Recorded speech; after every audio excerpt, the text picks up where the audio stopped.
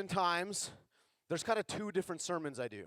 There's a sermon that I do where I preach out of experience, and I preach out of things I've gone through and I know about, and then there's sermons I preach where I'm just preaching to myself, okay? And this is one of those sermons. I know some of you come up to me after every Sunday, you're like, was that just for me? This one is not just for you. This one's just for me, okay? I'm selfish this morning, okay? This is a sermon just for me today, okay? So you guys just get to listen in, all right? This is not coming from a place where I'm saying I model this the best. And I feel like I actually called Chantel this week and I said, man, I'm so convicted right now. I literally told her, I'm so convicted. And I'm like, because this is the reality for me. As a pastor, I want to live my life as an example. I think that's my call as a pastor. I want to exemplify everything that I preach about. And so it's really challenging for me when I get up here and preach sermons and I'm like, wow, I'm not even fully where I think I should be right now, if that makes sense. And so that's not a weight that you guys put on me. It's a weight I put on myself, but it is something that I really feel like that's my call as a pastor. It's not to run programs. It's not to make sure Sunday mornings happen. It's to lead a life of example. We want to do that with my relationship with my wife, with our relationship with our kids. We want to do that in all areas. I want to lead by example. And so I say this is all like pre-ramble, not even into the sermon yet. I just say that to look, I'm not coming to a place, if you are feeling anything today, this is not Pastor Greg being like, you should be doing better in this area of your life. This is me saying, man, there's a lot that we can all learn and step into and press into when it comes to this. So, I want to start with this question. If you had to describe Jesus in one word, what would it be? Just think about it. You don't have to say Jesus. Who said that? Sunday school answers. I get it. Jesus, yeah. But if you had to describe Jesus in one word, you might use a word like love. You might use a word like truth. You might use beauty or hope or faith or grace or salvation. How many of you would use the word relaxed? Jesus is relaxed. Now we're going to look at some scripture here this morning to show us what and how we would use this word to describe Jesus as being relaxed. See, Jesus was never in a hurry. He was never in a hurry to get somewhere. He was never in a hurry to be someone that the people wanted him to be. He was always in the moment. So we're going to turn to Mark chapter 5, 21. I apologize. I put the words really small. So for those of you who need glasses, you definitely need glasses this morning. Winston, you should move up closer. Mark chapter 5. Here we go. Where am I at here? 21. Jeepers Bible. Work with me. I won't even go there. Verse 21, it says, when Jesus had again crossed over by boat to the other side of the lake, a large crowd gathered around him while he was by the lake. Then one of the synagogue rulers named Jairus came there. Seeing Jesus, he fell at his feet and pleaded earnestly with him, my little daughter's dying. Please come and put your hands on her so that she will be healed and live. So Jesus went with him. A large crowd followed and pressed against him, and a woman was there who had been subject to bleeding for 12 years.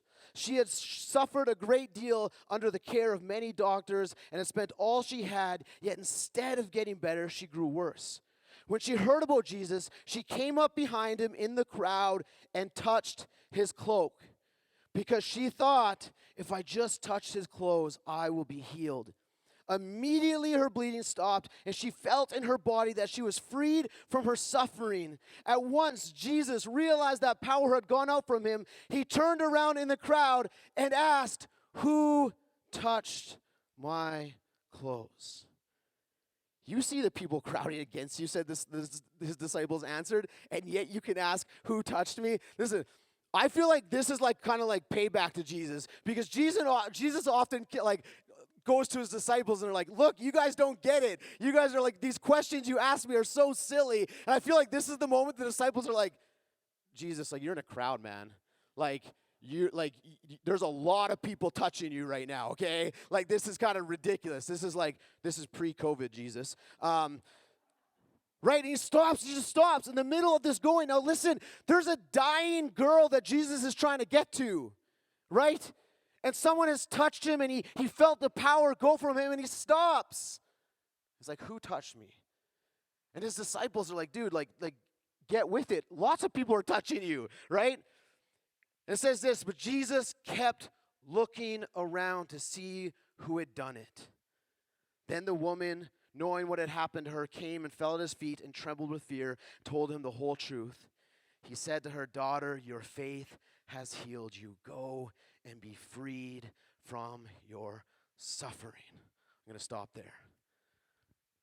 Case one, Jesus, on his way to heal a dying girl, which he does eventually, he eventually gets there, stopped in the middle of the crowd because he realized that someone had reached out to touch him in a significant way. He stopped and he looked around the crowd because something was going on. He was not in a hurry.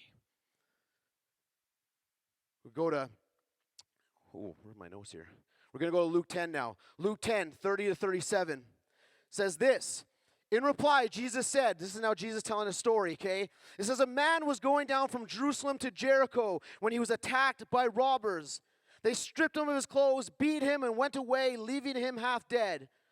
A priest happened to be going down the same road, and when he saw the man, he passed by on the other side. So too a Levite, when he came to the place and saw him, passed by on the other side. But a Samaritan, as he traveled, came where the man was, and when he saw him, he took pity on him. He went to him and bandaged his wounds, pouring on oil and wine. Then he put the man on his own donkey, brought him to an inn, and took care of him. The next day he took out 2 denarii and gave them to the innkeeper. Look after him, he said, and when I return, I will reimburse you for an extra expense you may have. Which of these 3 do you think was a neighbor to the man who fell into the hands of robbers? The experts in the law replied, the one who had mercy on him. Jesus told him, go and do likewise.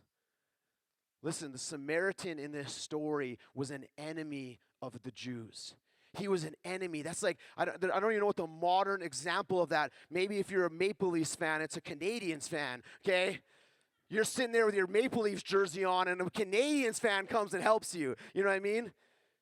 This was so radical, this story. But in this story, it was the Samaritan who stopped, who came near, who saw, who had mercy in the sense of giving up his time and his schedule and his busyness to attend to this man. One last example, John 11, 1 to 7.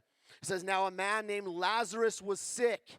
He was from Bethany, the village of Mary and her sister Martha. This Mary, whose brother Lazarus now lay sick, was the same one who poured perfume on the Lord and wiped his feet with her hair. So the sisters sent word to Jesus, Lord, the one you love is sick. When he heard this, Jesus said, this sickness will not end in death. No, it is for God's glory, so that God's Son may be glorified through it. Now Jesus loved Martha and her sister and Lazarus. So when he heard that Lazarus was sick, he stayed where he was for 2 more days. Like, does that even make sense? It's like he loved them so much that when he heard he was sick, he just stayed where he was. It's the opposite, right? We think he'd like jump on the fastest horse or the fastest camel and he would just get it to where they were. But no, he stayed. And then he said to his disciples, let us go back to Judea. Jesus has this ability to be present in the moment, to be present to the people around him, to be present to the world around him, and to be present to his own soul. Jesus was always present to the moment. He was never in a hurry. He was never in a rush. He was never overwhelmed by what was going on around him. He was always relaxed. He was always in a place where he knew who really was in control. Now, we are living in a culture right now where busy is the standard. It's just the standard. I've noticed it so much in my life recently. When people ask me, hey, how's your week going? My initial response is busy. It's gotten so bad now that even people now just, like within the question, they say, so you had a busy week? Or they'll say, oh, how busy have you been? Like there's a standard on our lives to be busy. Like there's a standard on our lives to hustle, to make something, to get somewhere. And I keep catching myself not wanting to just respond with this natural word of, oh yeah, it's been a busy week. I've been trying to catch myself and say, no. I'm not going to be defined by my activities. I'm not going to be defined by my schedule. Being busy is a mindset that I don't have to fall in line with. But the problem that I find is the word that I want to respond with is restful. My week has been restful. Now the problem with restful is that's a lazy word. There's no drive in the word restful. It feels unmotivated. It feels uninspired. When truthfully, when I use the word restful, it's a word that has intention to it. Because no matter how busy my schedule is, no matter how many activities I have going on, no matter how many things in my checklist I have to get done, I can be intentional about being restful in my attitude towards them. Jesus had places to go. He had people to heal. He had someone to raise from the dead. Yet he was never in a hurry. He was in a place of rest, a place of peace, a place of understanding that it's not his busyness or activity that will dictate worth. Hear this.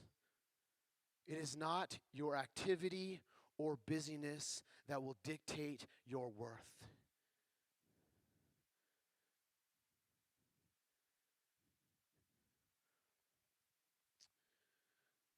Now, I have to be honest with you guys. I'm not good at this. I'm really not good at this. There's like the old like saying, that Christians we use to describe our faith. We say we walk with God. Now, if any of you have ever walked with me, I walk at the speed of a racehorse, okay? My first job as a kid at 11 years old, my mother got me a paper route, okay? And when you get up at 5 a.m. in minus 40 weather in Saskatchewan, you learn to walk real fast, okay? And then what happened is I was doing 6 days a week. I'm up at 5 a.m. and I'm like, I got the fastest shuffle out there, okay? And it's just like, it kind of got ingrained in my body that I no longer can walk slow. I have to consciously think about the speed of my walk when I'm walking with average people. Super fast. What's interesting to me is my mom always reminds me that all through school, from kindergarten to grade 12, there was one consistent thing in my report cards. Greg needs to slow down. I have been told that my whole life. I am someone that likes to move fast. Am I right? I think that there's some of you here that probably can relate to this. You like to be busy. You like to be driven. You like to see things go fast. The reality is that in that pace, we have to recognize what it is going on in our internal being. Are we giving ourselves the opportunity to be present in the moment? Or are we so addicted to filling our time and filling our life with activity and things? And even when we have chances to actually be restful, we just fill it with numbing mechanisms. We just get on TikTok and Instagram and Netflix. See, isn't it interesting? I don't know about you guys, but lately I find myself when we go on vacations, I always come home and I'm like, I need 2 more days of vacation because I did not actually rest. My vacations are so full of activity that I come back more tired than when I left. Some of you are shaking your heads, you know what I'm talking about, right? We have somehow in this culture got into habits where we feel like it's obligated for us to keep filling our schedules. And maybe you're like me. I know I get stuck in this reality where I say to myself, it's just a season. It's just a season. If I could just get through this week, it'll get better. And then that week gets busy. I say, if I just get through this week, it'll get better. And that busy week gets busy. And all of a sudden I look back over the last 6 months and I've been like, oh man, I've just been busy. Activity. And I haven't learned to actually rest. See, this Western culture that we live in is actually designed for us to speed up. Wi-Fi, gotta be faster, right? We want everything faster. We want our food faster. We want our technology faster. We want our communication faster. We want everything faster, thinking that we're going to get more time, when the reality is the time that we save, we just invest it in other things that aren't truly restful. There's a quote from a guy named Michael Zigarelli. Wow. Okay, he's a university professor, Southern University. He did this survey of 20,000 Christians across the globe, and he came to this reality. It says this: the major distraction from spiritual life is busyness. It says here, okay, it may be the case that Christians are assimilating to a culture of busyness, hurry, and overload, which leads to God becoming more marginalized in Christians' lives, which leads to a deteriorating relationship with God, which leads to Christians becoming even more vulnerable to adopting secular assumptions about how to live, which leads to more conformity to a culture of busyness, hurry, and overload, and then the cycle begins again. We have assimilated to a culture of busyness, hurry, and overload.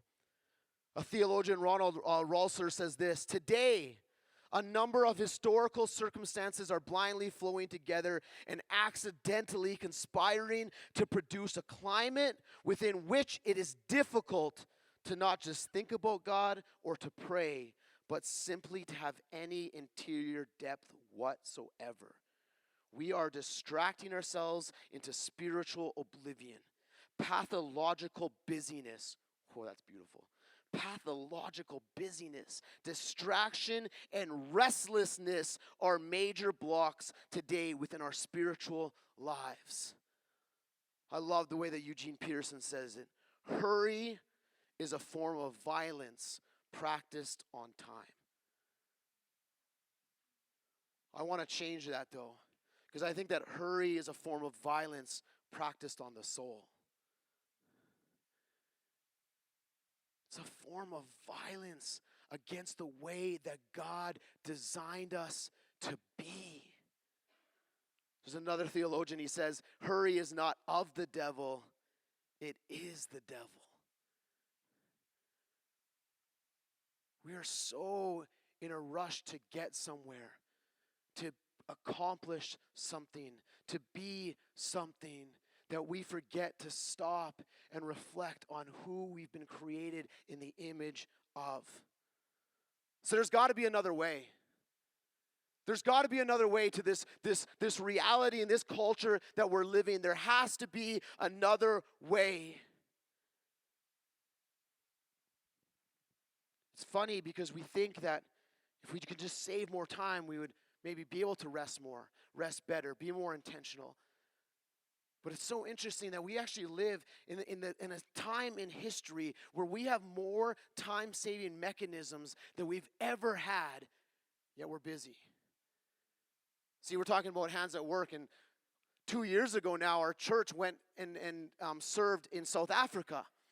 And what's interesting about being in South Africa and serving with Hands at Work is we're working in a very impoverished areas in South Africa. And we work in this area called Stobella B, and we go and we visit the homes of these kids.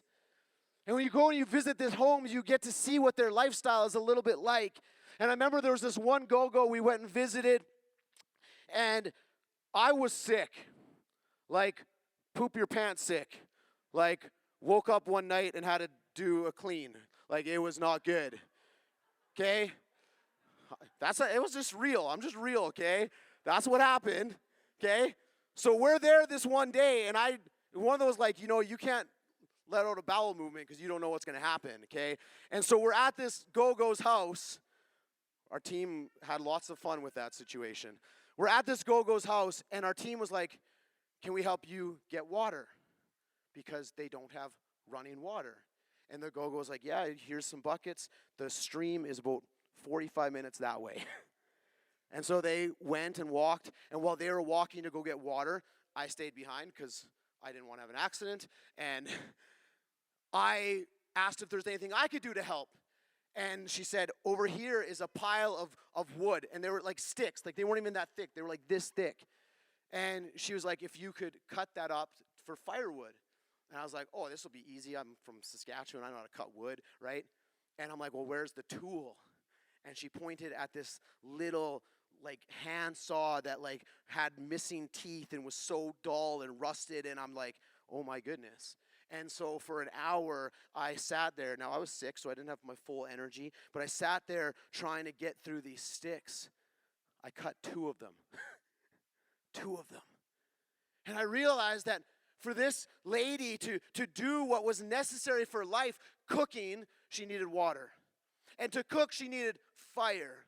And I realized that our team, there was like 7 or 8 of us, that went 45 minutes one way to get water, 45 minutes back one way to get water, and that the whole time I'm sitting there cutting wood, I'm like, this would have taken this go-go 3 or 4 hours just to be at a place where she was ready to start cooking. Then she's got to wash the dishes. Then she's got to maybe do laundry with that water by hand, hang the clothes by hand, wring them out by hand. We watched... I say we watched because we tried to help wring the clothes out at one of them, and we got laughed at because we were terrible at it, okay? Those kids came, and they just like, I don't even know what they did. They just whipped some things up, and all of a sudden these things were like almost dry with the way they just twirled them around and twisted them, right?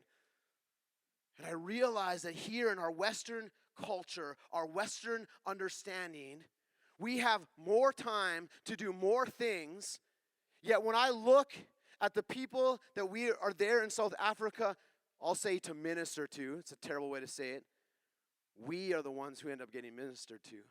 That their faith is way deeper than ours. It is way more rich than ours.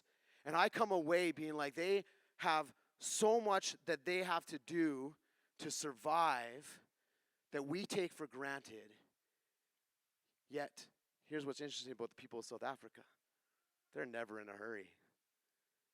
They're never in a hurry. They're never in a rush to get somewhere, to do something. They live in a place of rest. And yeah, they don't have the modern conveniences like running water. And I know as Westerners, we show up and we're like, oh man, if they just had running water, and if they just had a toilet, and if they just had an oven, if they just had a washing machine, think of all the time they would have. Those things don't equal time because we continue to fill them with other things. We have adopted such a culture of hurriness that there's actually a mental health there's a mental health definition for this now in our society. Experts call it hurry sickness.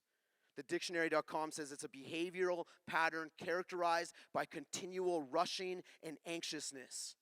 Psychology Today says it's a malaise in which a person feels chronically short of time and so tends to perform every task faster and to get flustered when encountering any kind of delay. We literally have a mental health problem called hurry sickness in our culture. where we are in such a state of anxiousness to get somewhere, to get things done, that it's affecting our mental health.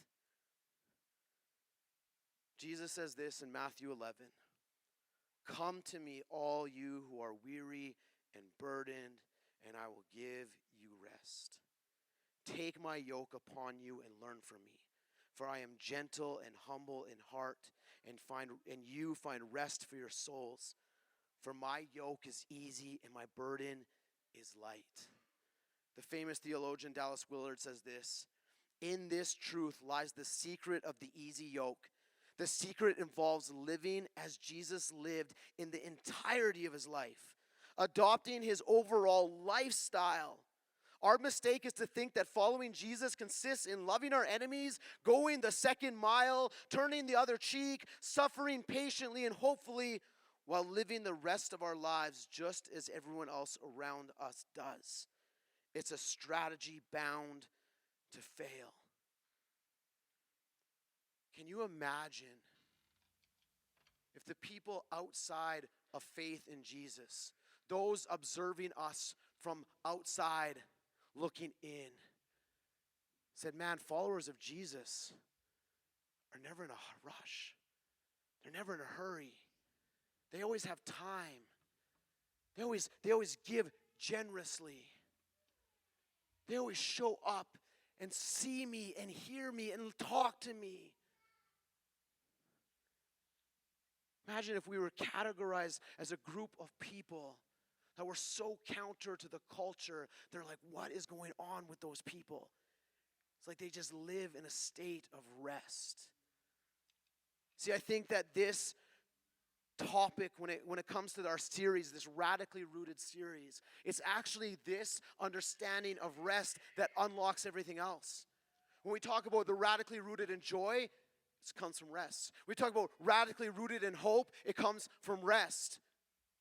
It's actually the key component that unlocks everything else when we can understand who we've been created in the image of. There's another theologian, Frederick Dale Bruner. He says this about the yoke. He said, "A yoke is a work instrument." Maybe I need to explain this quickly. For those of you who maybe don't know what a yoke is, because kind of a biblical term, a yoke was like this wooden tool that was put on the back of oxen to help steer them. If you know oxen, they're big brute animals, okay? They're like, I'm pretty sure they're kind of like stubborn, and they got to like be guided, okay? Because they'll just do their own thing, as most animals do, right? So it's this big wooden like harness for ox. Okay, that's what a yoke is. It says this, "A yoke is a work instrument. Thus, when Jesus offers a yoke, he offers what we might think tired workers need least. They need a mattress or a vacation, not a yoke. But Jesus realizes that the most restful gift he can give the tired is a new way to carry life, a fresh way to bear responsibilities." See, rest is about slowing down and simplifying your life. Slowing down and simplifying your life. Can you imagine? Can you imagine if you're able to just step back from a second, cease all the activity, cease all the things in your life, and see it from the perspective of God. Saying, look, I've given you a new way of doing life. And it's not like the culture around you. It's not a life that's absorbed with what's right in front of you, with the busyness, with the activity, with the accomplishments, with trying to be someone or be something or be somewhere.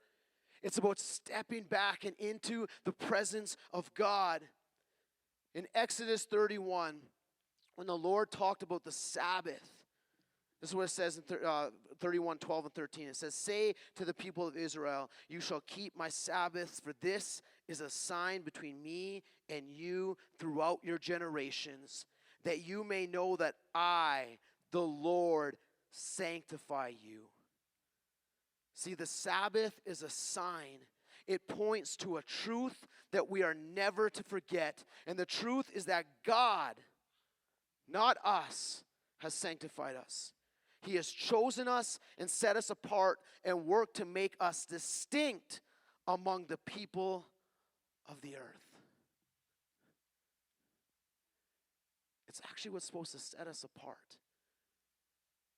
It says we work 6 days, and on the 7th, we rest, trusting that it is God who sanctifies us.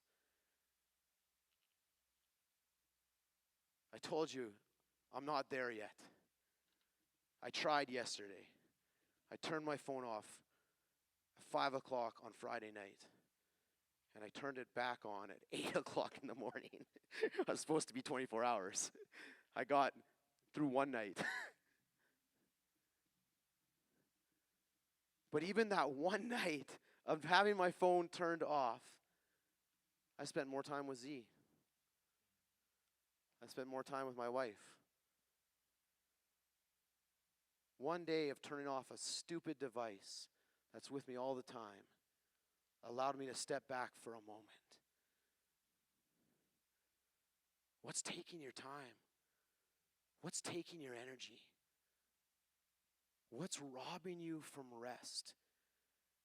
Because it's what God has designed you for. It's what He's designed you for. He's given you a new way of doing life, to carry your responsibilities in a way that is easy and light, not burdensome and heavy. We're going to take a moment. I just ask you to close your eyes, bow your head. This is an opportunity for between you and God. It's not about who you came with. It's not about who you're sitting next to.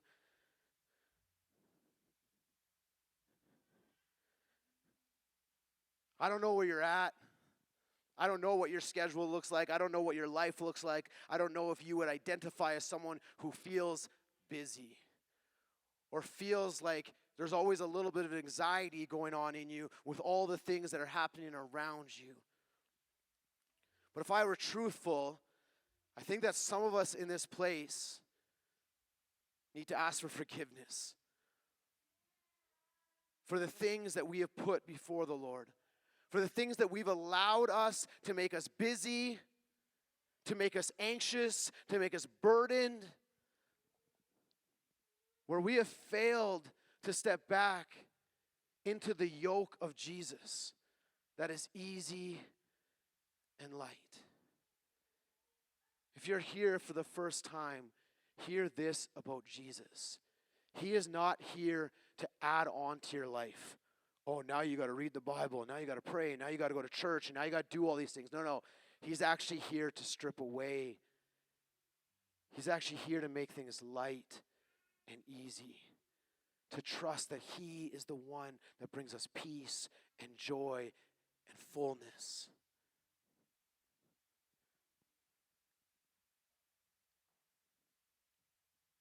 So I want to take a moment right now, and if you're sitting here today and you're saying, that's me, I recognize that. My soul is in a constant place of hurry, in a constant place of anxiety, in a constant place of trying to get things done, in a constant place of filling my schedule with things that are not restful, that are not bringing about peace and joy and contentment into my life. If that's you, would you just raise your hand? We're going to believe with you that the yoke of Jesus is light, that the yoke of Jesus is easy, that He wants to come alongside you and teach you a new pace to walk with. I think that's what Jesus wants to teach me in this season of my life. He's teaching me a new rhythm to walk with. See, there's certain things called spiritual disciplines. And it sounds really heavy because we call them disciplines, and no one likes being disciplined. But they're actually there to protect us from putting the wrong things first. It's things like prayer. It's things like reading scripture. It's things like listening. When was the last time you listened? Jesus often removed Himself from the crowds to practice silence and solitude, to go off and pray. because he was never in a hurry. Father, we come before you this morning. We just thank you that you have modeled for us a new way. And it's not even new. You've modeled for us an old way. A way of remembering who we are. A way of remembering what the Father has designed in us. That we were created to rest. That we were created to be still. To practice simplicity. That God, anxiousness is not of you. Hurriness is not of you. God, this morning we just come with open hands. Lord, and I'll repent. God, I am sorry for the way that I have put things before you, where I filled my calendar and filled my time and filled my activities, where I failed to allow you the room to speak, to guide. Lord, I repent of my hurriness. And Jesus, I ask that you would teach me, what does your yoke look like? Lord, teach us a new rhythm of grace, a new rhythm of walking with you, where we can be present to the moment, present to those around us, present to your creation and the world and the beauty that surrounds us, and present to our own soul. Lord, that we would know what we need and how to rest in you.